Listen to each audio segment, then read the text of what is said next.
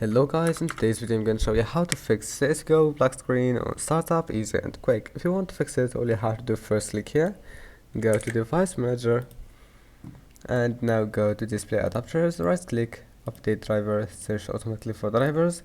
Now do the same thing to the next one, and here go to game mode, settings, and then make sure to enable this option, then go to captures, turn off those two options and go to Xbox Game Bar, turn it off.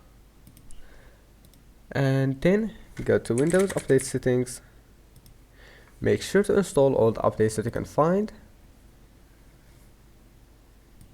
And now go to Review Advanced System Settings. And then go to Settings. Adjust for best performance, click apply and OK, then your problem must be fixed. Don't forget to like and see you in the next video.